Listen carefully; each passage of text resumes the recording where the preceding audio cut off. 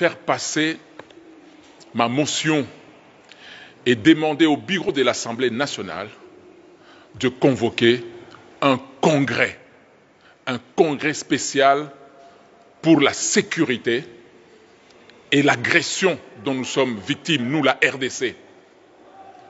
Les pays qui nous attaquent, les pays qui nous agressent, mettent tout leur temps à réfléchir sur les stratégies à mettre en pratique pour nous anéantir.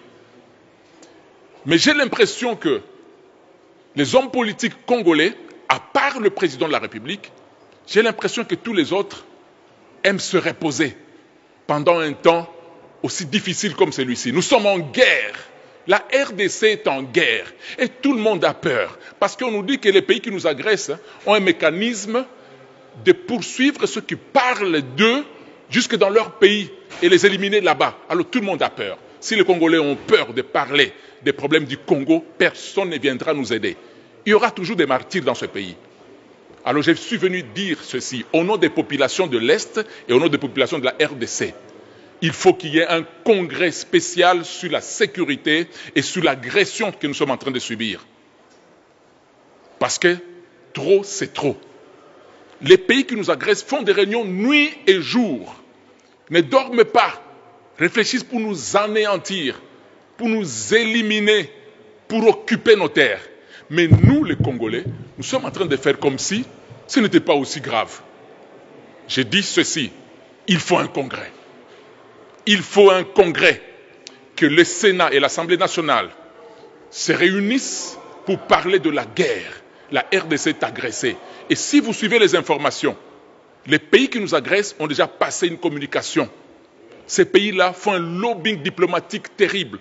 Certains médias occidentaux commencent à les victimiser et à nous traduire, nous, en agresseurs. Et c'est nous qui sommes dangereux. Pendant que c'est nous qui sommes attaqués. Nous avons connu quand même 11 millions de morts de Congolais avec la guerre de l'Est. Mais on ne veut pas parler du génocide. C'est comme si les Congolais qui meurent ne représentent rien à travers le monde. Pourtant, nous sommes les pays qui transforment les autres pays en grande puissance. Notre pays a tout ce dont le monde a besoin. Les pays qui nous agressent n'ont rien. Mais on est en train de privilégier l'opinion des pays qui nous agressent au détriment de notre opinion. Alors il faut un congrès pour en parler ouvertement. Et je le dis sérieusement. Je touche à ce qui fait éliminer certains hommes politiques en RDC, certains leaders en RDC. Les agresseurs éliminent nos leaders. Ils ne blaguent pas. Mais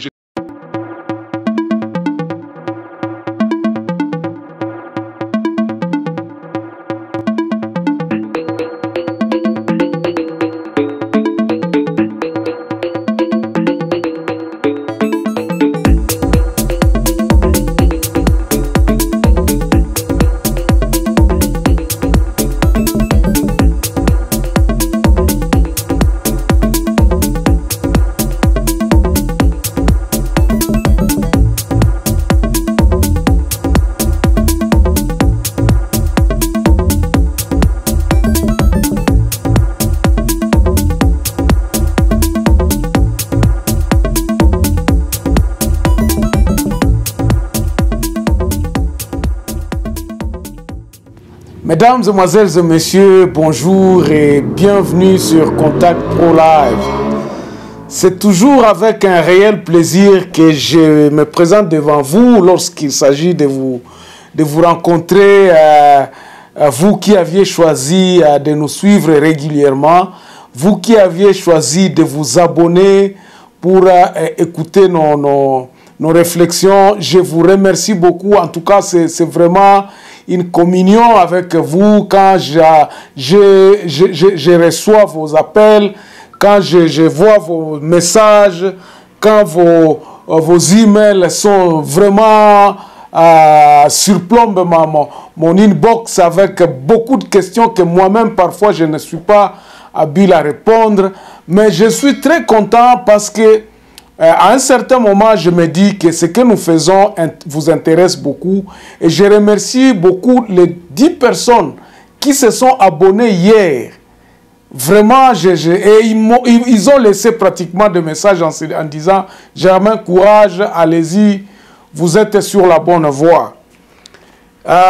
Vous êtes sans ignorer que nous avons nous avons choisi une direction où nous posons les questions et puis nous essayons un peu de répondre à ces questions-là.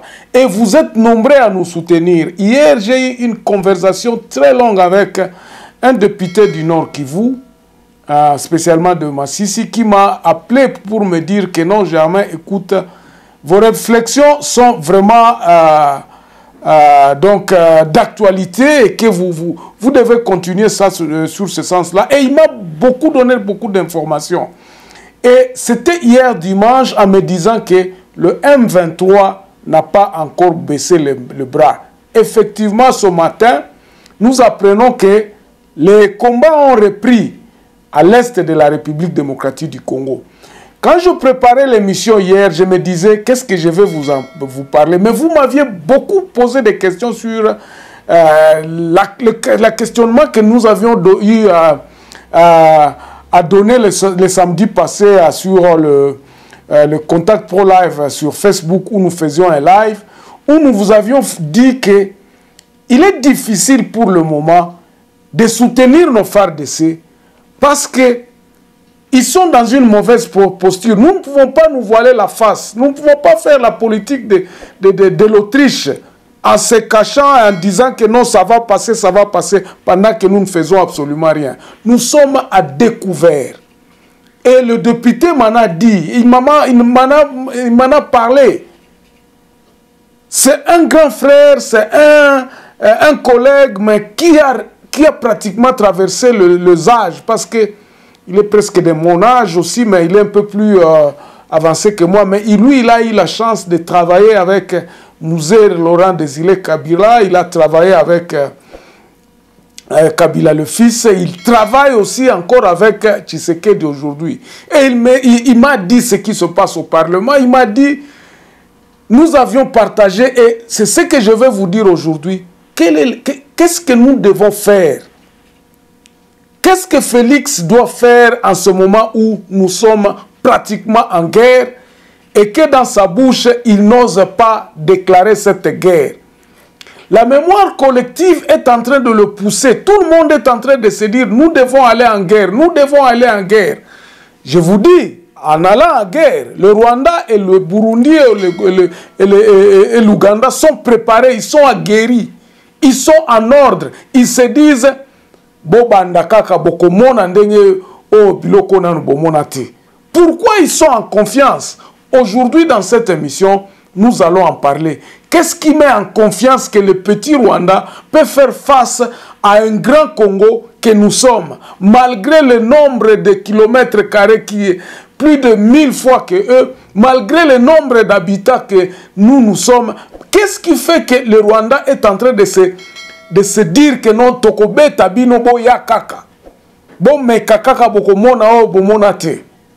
Qu'est-ce qui leur fait en confiance? C'est la communauté internationale. C'est cette fougue qu'ils peuvent nous battre.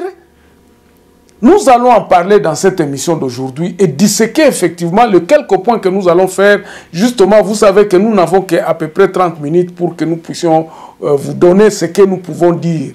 Mais ce sera la réponse à de multiples questions que vous avez posées en disant et l'on connaît n'yango to salité pour que qu'est-ce que to salité pour to beta Rwanda ngo? Qu'est-ce que nous avons? Nous allons parler de notre responsabilité et d'où nous tirons cette fois en disant toko beta bango toko biso tozaba congolais mapinga na biso kolonga tout ça. Nous allons en parler aujourd'hui. Avant d'aller un peu plus loin, comme d'habitude, nous allons prendre les grands titres à la une des journaux qui paraissent ce matin sur Internet et puis nous revenons tout de suite après pour disséquer notre sujet qui est le FARDC et la foi pour gagner cette guerre. Voici les grands titres à la une des journaux qui paraissent ce matin sur Internet. Nous commençons par élection-net.com. Nord Kivu, reprise des combats musclés entre l'armée et le M23.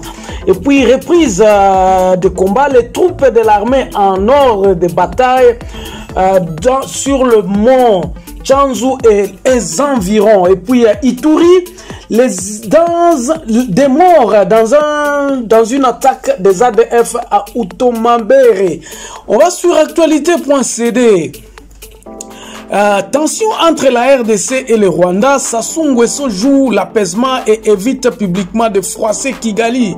Et puis, transfert de la CNSAP de la prise en charge de tous les agents de carrière de services publics de l'État retraités avant 2017. On va sur Congo profond. Insécurité à Kasumbalesa, les victimes à qui certains policiers de connivence avec les bandits. Et puis programme de pouvoir choisir 74 formés à l'éducation sexuelle et hygiène mensuelle à Mbandaka. On va sur 7 sur 7. Ici, Félix Tshisekedi met en garde le fait d'avoir la paix, de la fraternité et la solidarité n'est pas une faiblesse. C'est ça, ça doit le faire savoir. J'espère que le Rwanda a retenu cette leçon. Les combats ont repris là-bas. Et puis Félix Tshisekedi encourage la fermeture des entreprises privées qui refusent d'appliquer la loi sur la sous-traitance des civils et militaires au marché pour soutenir le FARDC au front à l'Est. On va terminer sur Radio Okapi. Pendant que les combats ont repris, et puis ici Lomami, Monseigneur Sébastien Kanda, premier évêque ordonné au nouveau diocèse de Chilomba. Et puis 20 personnes tuées dans une attaque ADF à Irumu. Merci, on se revoit prochainement dans un nouveau numéro. Au revoir. Voilà, mes chers amis, au début de cette émission, je crois que vous aviez vu la vidéo d'un député qui réclame à ce qu'il y ait congrès afin que le congrès puisse voir qu'est-ce qui se passe, la sécurité de la République, un congrès qui doit parler effectivement des problèmes de l'Est, l'état de siège et tout ça. Il parle, il dit que non, bon, nous devons appeler un congrès. Mais voyez la réaction de ce qui se passe. Quelle est la réaction de ce qui se passe? Est-ce que au Parlement, le problème de l'Est, c'est une urgence pour eux? Non, ce n'est pas une urgence. Ce n'est pas une urgence, ça ne les regarde pas. Au Parlement, il faut d'abord préparer les élections. C'est ça qui préoccupe. La loi électorale, tout ce qui se passe à Goma, à l'est de la République démocratique du Congo, ce n'est pas leur problème. Et voilà, là où nous vous disons que c'est là où il faut trouver l'ennemi du Congolais. C'est nous-mêmes toujours. Nous sommes à la merci de notre bourreau.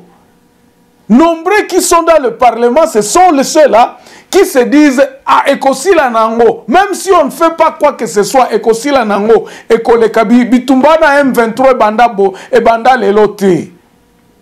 Mes chers amis, cette lassitude que notre Parlement et notre Sénat a aujourd'hui, ça n'a pas commencé hier. Même au début, lorsqu'il y avait le problème de recensement en 1977, lorsque Mobutu a constaté effectivement qu'il y avait un problème à l'est de la République démocratique du Congo, il y a eu beaucoup de gens qui se sont battus au Parlement, notamment les Nyamwisi Muving et les autres qui discutaient sur le problème rwandais. Ça date de 1977, où il fallait avoir des cartes d'identité et identifier les Congolais. Parce que c'est de là d'où est venu les problèmes. Et les Rwandais qui étaient tout autour du président de la République ont fait à ce que cette histoire-là ne puisse pas continuer. Parce que ça allait dans n'allait pas dans leur direction. Ça ne leur arrange pas ce qui est de l'ordre à l'est de la République démocratique du Congo. Et c'est ainsi que vous aviez vu qu'il y a eu des ordonnances que Mobutu avait signées. Oh non, ordonnance octroyant la nationalité à tout ce peuple de la patrie de là des Rwandais. Et tout ça encore, il y a eu annulation de cette ordonnance. Mbilinga banda nango kala. Et batouana bazakuna bazala ki pembeni ya mokonzi. Lorsqu'on a lancé l'opération de l'identification avec les cartes d'identité que je crois que je vais vous mettre ici, carte wana ezala qui bien, il fallait que l'identification est salema. Mais ça le maté. Et c'est là. Pourquoi? Parce que déjà au sein de mon... Et pas... Tout Nanzinga Nzinga.